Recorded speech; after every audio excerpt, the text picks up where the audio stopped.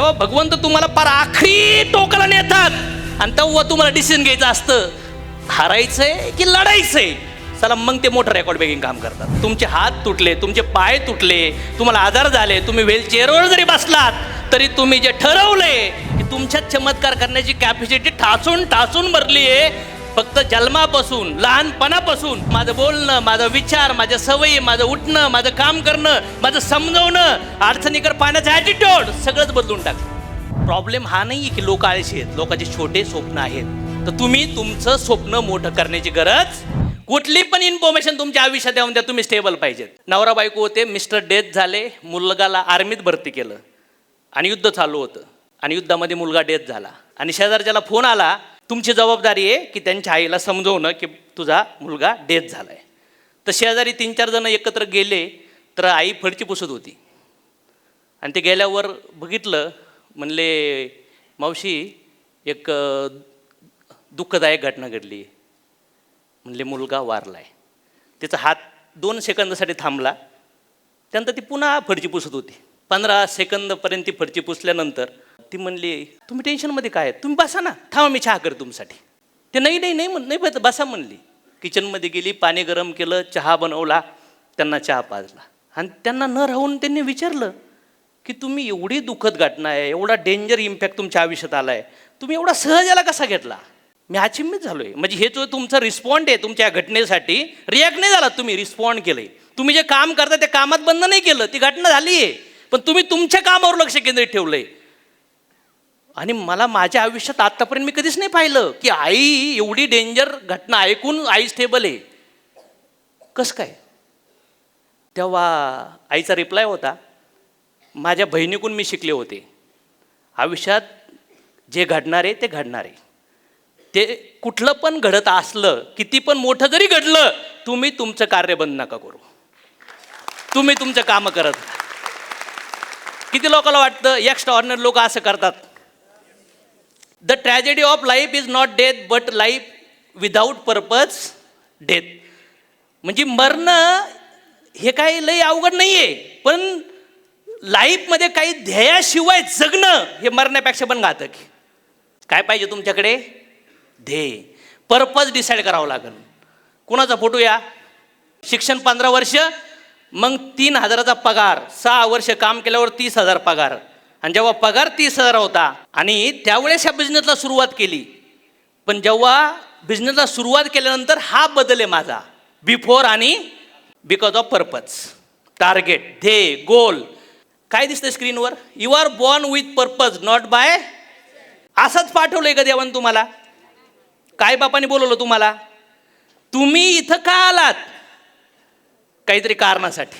मग मला वाटतं हे जे लाईफ तुम्हाला भेटलंय ना, पर्पजसाठी भेटलंय, असंच नाही भेटलं. किती वर्षाचं आहे? 100 वर्षाचं.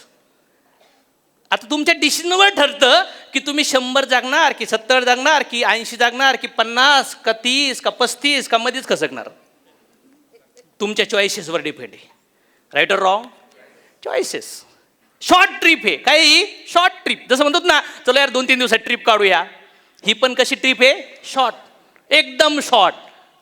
पण राईट इन्फॉर्मेशन नसल्यामुळं ही ट्रिप लास्ट वाटती आणि ट्रिप लई मोठी वाटायला लागते, म्हणून लोक सुसाईडपर्यंत जातात. किती लोक हॉलमध्ये आहेत की सुसाईडचा विचार आला होता कधी ना कधी?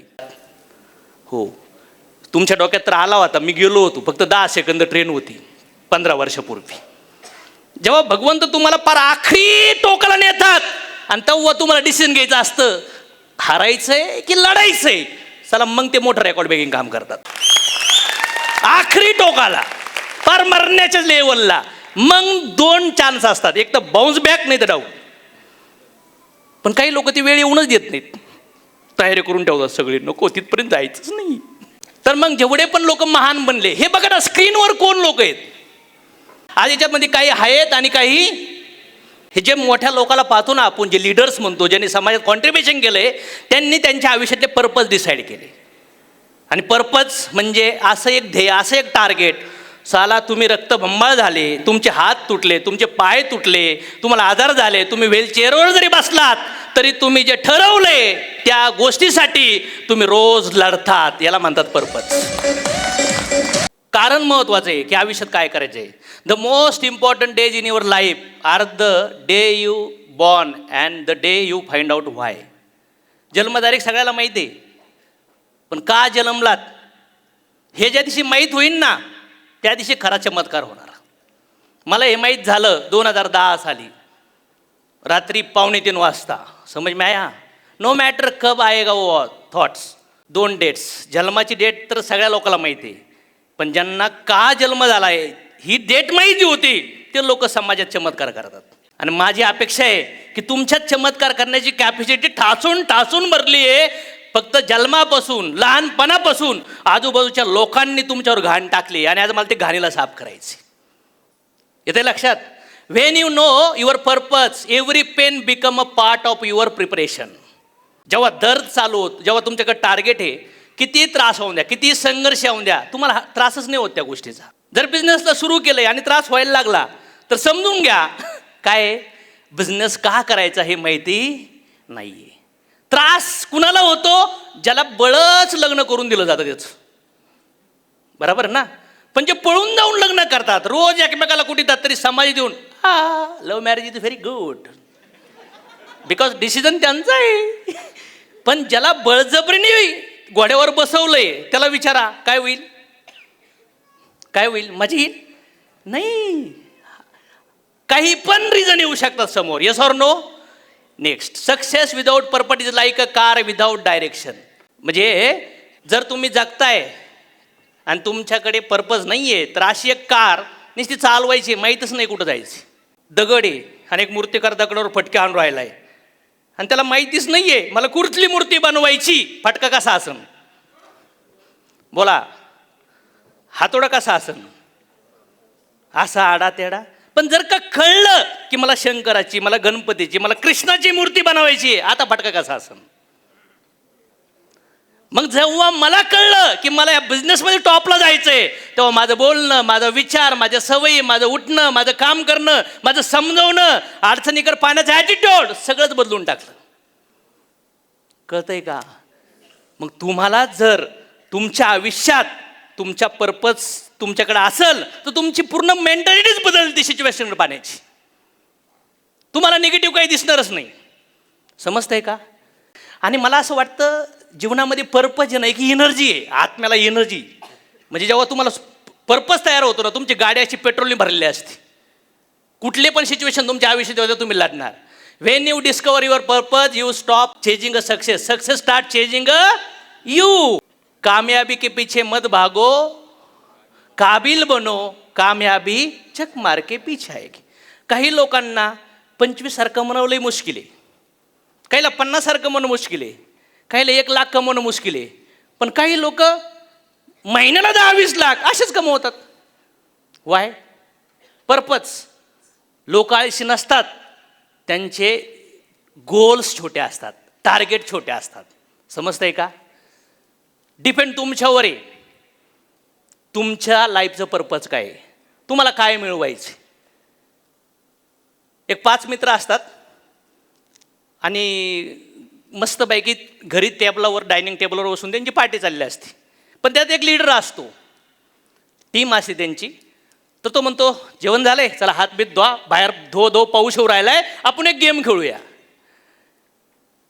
आणि डायनिंग टेबलवर बरंचसं वेगळं सामान असतं. तो म्हणतो बाहेर पाऊस येऊ राहिलाय, डायनिंग टेबलवर तुम्हाला जे पण आजूबाजूला घरात दिसतंय एक एक आयटम उचला आणि बाहेर या. एक जण चम्मच उचलतो, एक जण मग उचलतो, एक जण काय उचलतो, बादली उचलतो, एक जण छोटासा ग्लास उचलतो.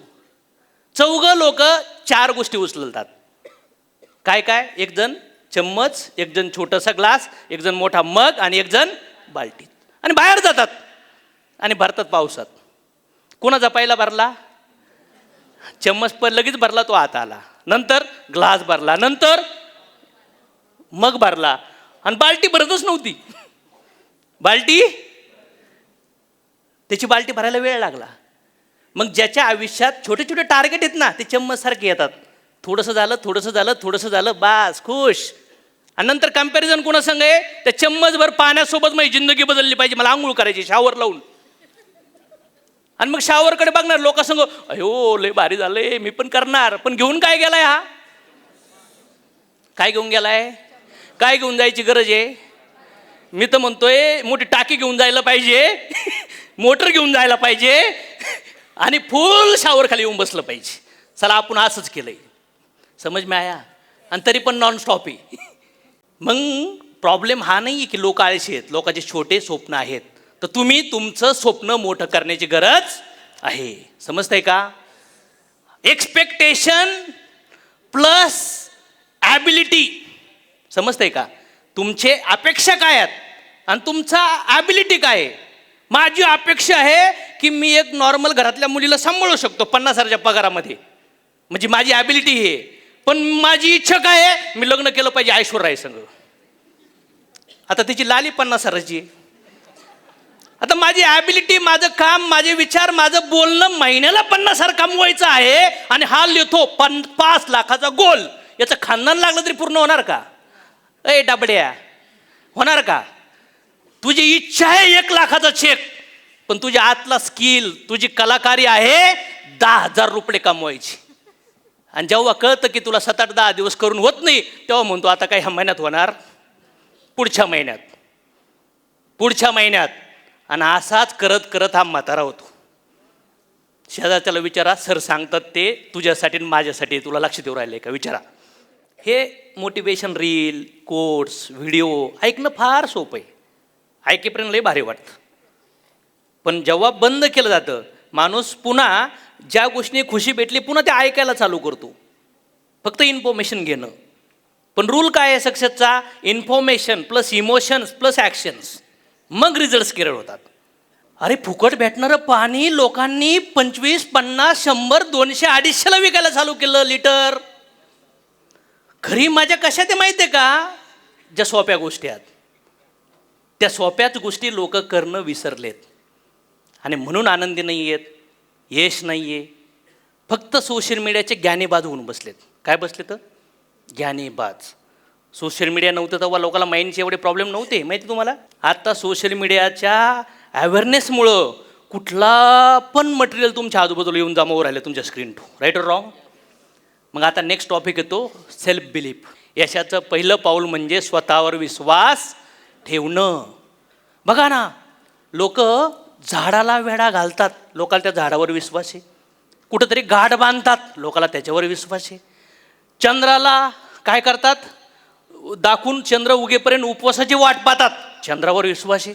सूर्याला सकाळी पाणी घालतात, त्या सूर्यावर विश्वास आहे. चंद्रावर विश्वास, ताऱ्यावर विश्वास, सगळ्या दुनियेवर विश्वास आहे. एका कासवाची अंगठी घातल्यावर पैसे येतात, बापरे, कासवाच्या अंगठीवर विश्वास आहे. 2-4 काळा पिवळा गोरा धागा बांधतो, त्याच्यावर विश्वास आहे. एक इथं बगलात बांधतो, त्याच्यावर विश्वास आहे. एक खडा बांधतो, त्याच्यावर विश्वास आहे. ज्याच्याकडे हात दाखायला लागतो ऑलरेडी त्याचं भविष्य कंगाल आहे, त्याच्यावर विश्वास आहे, भविष्यकारावर. म्हणजे जगातल्या सगळ्या बाहेरच्या गोष्टीवर माणूस विश्वास ठेवायला तयार आहे.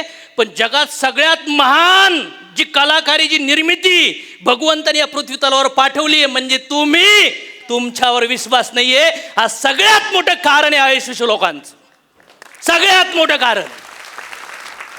समजतंय का? बघा ना, म्हणजे बाहेरच्यांनी जर 10 निगेटिव्ह विचार सांगितले तर 9 पटतात बाबा यांना, 9. पण जेव्हा एखादा पॉझिटिव्ह विचार याच्याकडे आला ना, हा याला पटतच नाही. जर तुम्हाला कोणी पॉझिटिव्ह सांगितलं तर तुम्ही विश्वास ठेवतात, तुम्हाला निगेटिव्ह सांगितलं तर विश्वास ठेवतात. तू कशाला आहे? मधली घंटी एक काय का कठाळे आहे मधला? तू कशाला आहे? तुझं आहे का नाही काही कॅरेक्टर, अस्तित्व? किती लोकांना पटतंय मी बोलतोय ते? किती लोक तयार आहेत स्वतःवर विश्वास ठेवायला? सारा नाही. आता ना धागा, मी म्हणत नाही ते चुकीचे आहेत भविष्यकार, ते धागा बिलीफ असतील, आय रिस्पेक्ट. पण मी म्हणतोय बाहेरच्या दुनियावर विश्वास ठेवण्याच्या अगोदर चला मला वाटते स्वतःवर विश्वास ठेवा.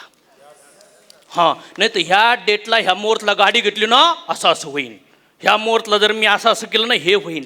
अरे जे कर्मयोगी आहेत ना, चला ते कुठल्याही दिवशी काही पण कार्यक्रम करू, त्यांना फळ भेटतं. समज में आया? कुठल्या पण दिवशी मॅडम भगवान कृष्ण शपथ घेऊन सांगतो 15 वर्षाच्या आयुष्यामध्ये मी जेवढे पण मोठे मोठे कार्य केलेत चला कधीच डेट नाही पाहिल्या, कधीच डेट नाही पाहिल्या.